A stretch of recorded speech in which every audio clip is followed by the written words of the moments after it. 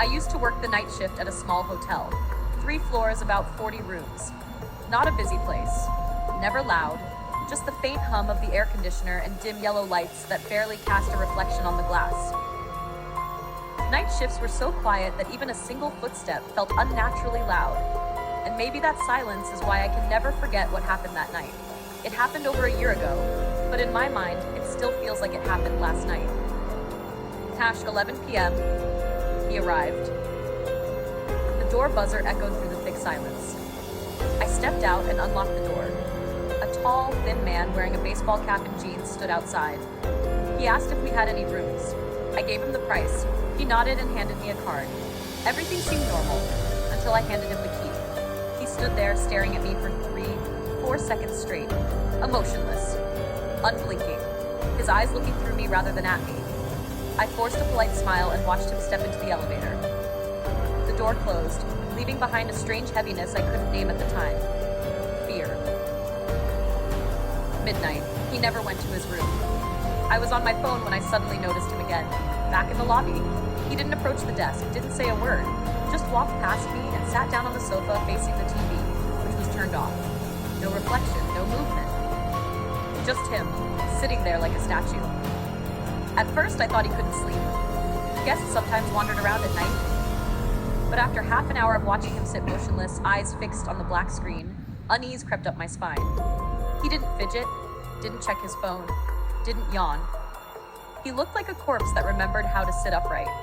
When I walked past to get a drink from the vending machine, I could feel his head turning to follow me. But when I glanced back, he was already staring at the TV again, as if he had never moved. Hashed 1 a.m., he was never a guest. I checked the room list and saw room 214 was vacant. No name, no transaction, no check-in log.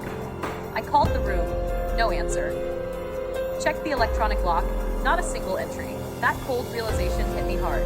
He never went upstairs. He never had a room. And he had been sitting in the hotel for over an hour without any legitimate reason. I looked at the sofa. He was still there, still staring into the dead TV as if he could see something inside it. 2 a.m.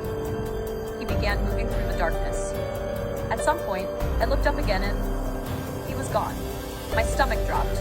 I scanned the lobby and found him standing in the hallway, half of his body swallowed by the shadows, just the edge of his cap catching the weak light.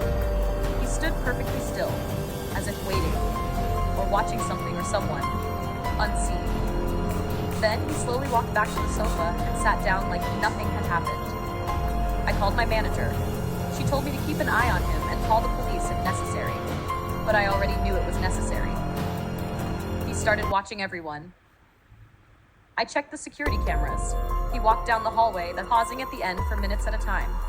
Then, he went into the stairwell and stayed there for 10 minutes, motionless. Every time I looked at the screens, he had moved again, near the vending machine, by the elevators, lurking in a dark corner where the camera only caught half his face. But one thing never changed. He was always looking at me. His eyes followed me even through the grainy camera footage. I called the police. I couldn't take it anymore. I called the non-emergency police line and reported a man wandering the hotel who definitely wasn't a guest. They said officers would be dispatched. While waiting, he stood just a few meters from the desk, staring at me without blinking. I could hear my heartbeat in my ears. Then the buzzer rang. Not the police, but a guest returning late. I opened the door quickly. As the guest walked past, I saw the man's head turn, following him with slow precision, not with curiosity, but with evaluation, like a predator assessing prey. He stood outside someone's room. Moments later, I lost sight of him again and checked the cameras. He was standing perfectly still in front of a guest's door on the first floor. No knocking, no movement, just staring at the door. I called 911 immediately.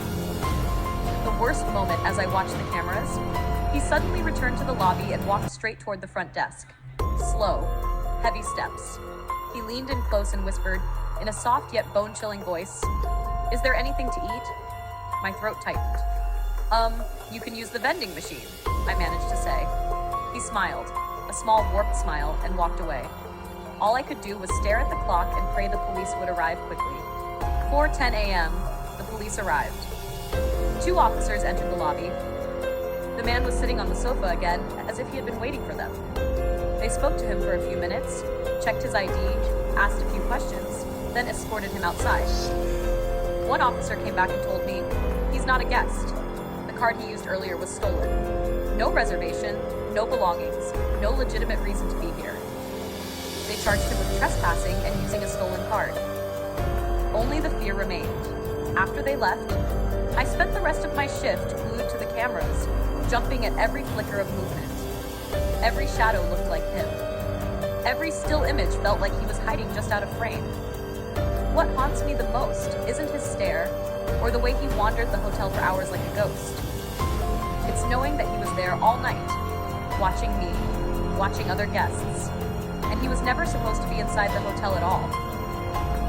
I still don't know what he wanted, but one thing is certain. If the police had come a little later, I don't want to imagine what would have happened.